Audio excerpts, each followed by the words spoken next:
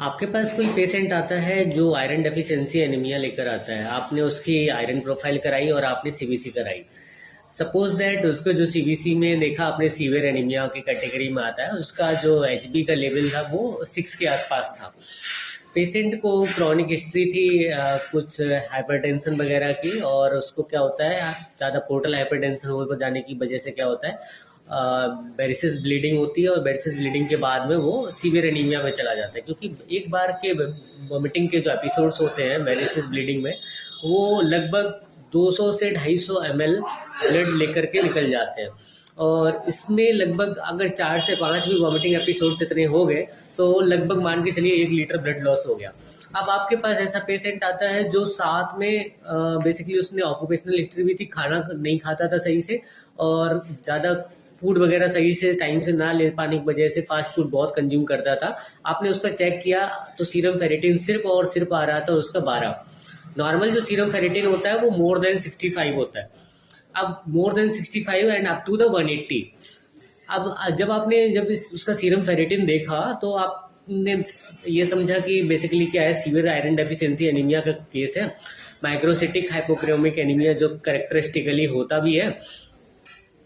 Retic count वगैरह बढ़ा हुआ आएगा क्योंकि वेरिसल ब्लीडिंग थी। तो सबसे पहला क्वेश्चन आता है कि हम आयरन का जो डोज है वो कैसे देंगे और कैलकुलेट कैसे करेंगे। तो सीवियर एनीमिया के कैटेगरी में जब भी आयरन डेफिशिएंसी एनीमिया होता है तो आपको क्या करना है, 2.4 into the body weight of the patient in KG, ध्यान रखना। और इसके बाद में क्या करना है, आपको टारगेटेड हीमोग्लोबिन चेक करना है। टारगेटेड हीमोग्लोबिन में क्या, सपोज दैट अगर कोई मेल है उसका आप टारगेटेड हीमोग्लोबिन लेकर चलते हैं 13 या 14, और अगर कोई फीमेल है उसका आप टारगेटेड हीमोग्लोबिन लेकर चलते हैं 13। अगर मेल है तो आप 15 मान के चलो, और आपका जो अभी प्रेजेंट में एक्चुअल हीमोग्लोबिन था वो कितना था, 6। तो आपका डिफरेंस कितना है, 15 माइनस 6, क्योंकि मेल है। और बॉडी वेट सपोज करके चलिए आप 50 kg, क्योंकि माल न्यूट्रिशन भी होगा। हमने जैसे अभी कुछ देर पहले बताया कि वो सही से खाना नहीं खाता था। तो आपको 2.4 into the body weight 50 kg into the targeted haemoglobin जो हमारा अचीव करना है हमें 15 माइनस एक्चुअल हीमोग्लोबिन 6, उन सबको सॉल्व करके प्लस 500 करना है। तो जो total amount of iron requirement है वो इतनी आ गई। अब जो भी आयरन की रिक्वायरमेंट आई उसको आपको देना कैसे है। लोडिंग डोज जो होती है वो आप आयरन सुक्रोज के फॉर्म में देंगे, और उसको सिर्फ 200 mg दे सकते हैं एक बार में।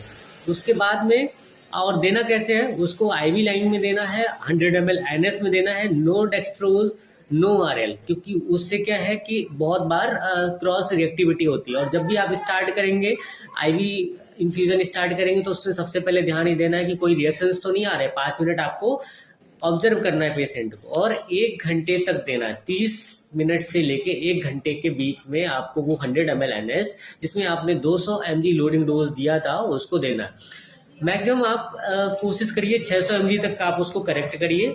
जैसे आपका लगभग 1100 mg टोटल आएगा, तो 1100 mg जो टोटल आएगा उसको क्या है 1100 mg में से 600 mg आपने आईवी लाइन के थ्रू दिया, बाकी आप ओरल फॉर्म में दे सकते हो, ओरल फॉर्म में करेक्ट कर सकते हो। वो सिरप के फॉर्म में हो सकता है, वो टैबलेट के फॉर्म होता है, क्योंकि ओरल फॉर्म जो होता है more tolerable to the patient. Thanks for watching and please don't forget to follow us. Thanks for watching.